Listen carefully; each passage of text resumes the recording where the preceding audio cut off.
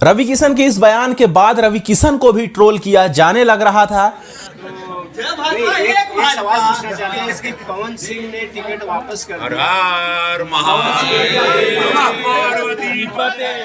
दोस्तों इसके पीछे सच्चाई क्या है वो हम आपको बता देते हैं। रवि किशन से पवन सिंह के बारे में सवाल पूछा जाता है तो पवन सिंह का नाम सुनते ही रवि किशन हर हर महादेव कहते हुए आगे बढ़ना ही ज्यादा पसंद करते हैं। और इस पे रवि किशन के साथ दिनेश लाल यादव निरहुआ और मनोज तिवारी को भी ट्रोलिंग मिलती है कि पवन सिंह का टिकट कटवाने में इन्हीं तीनों का हाथ है।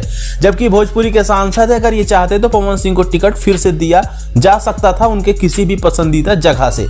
तो देखिए दोस्तों ऐसा बिल्कुल भी नहीं है और ये पूरी तरीके से गलत है ये कहना कि रवि किशन और मनोज तिवारी और दिनेश लाल यादव निरहुआ सांसद हैं तो पवन सिंह को टिकट वो दिला सकते हैं। ये सब कुछ कंट्रोल उनके हाथों में नहीं होता है, ये कंट्रोल होता है पार्टी के मेन अध्यक्ष जो होते हैं वही सब कुछ डिसाइड करते हैं किसी को कहां से टिकट दिया जाना है।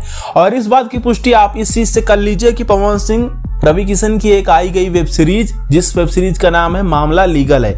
ये एक हिंदी वेब सीरीज है लेकिन पवन सिंह इसको लेके पोस्ट करते हैं और सिर्फ पोस्ट ही नहीं करते बल्कि नीचे कैप्शन में बहुत ही प्यारा कैप्शन लिखते भी हैं। उसमें ये लिखते हैं हमारे भोजपुरिया समाज में एक ही शेर है जो पूरी फिल्मी दुनिया में हर भाषा में दहाड़ता है, लव यू जिया हो हमार रवि किशन भैया। ये लिखते हुए मामला लीगल का पोस्टर जो है शेयर करते हैं पवन सिंह। तो क्या आपको लगता है कि इसमें अंदर कुछ अलग बात हो सकती है? भोजपुरी के जो सांसद बन चुके हैं उनको लेकर के पवन सिंह के मन में कोई खटास है कोई मिठास है? ऐसा कुछ भी नहीं है दोस्तों।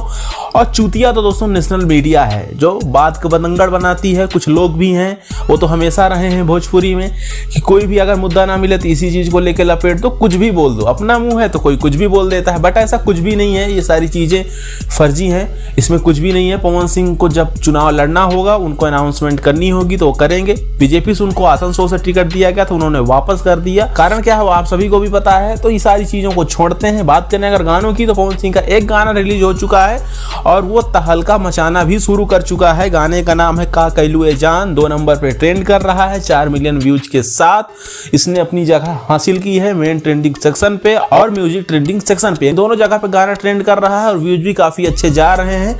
रही बात दूसरे गाने की तो दूसरे गाने के पोस्टर बहुत जल्द आ रहा है आप लोगों के बीच में। हमारे पास पवन सिंह के भी 2 गानों की अपडेट है। एक तो आशा सिंह के साथ में जो कि आदिशक्ति फिल्म से रिलीज किया जाएगा और एक ग्लोबल म्यूजिक जंक्शन का गाना है जिसमें भी आपको पवन सिंह के साथ में नजर आएंगी क्वीन सालनी। तो ये 2 नए गाने हैं जो कि आप लोगों के बीच में बहुत जल्द यानी 4 से 5 दिनों में सुनने को मिलने वाले हैं।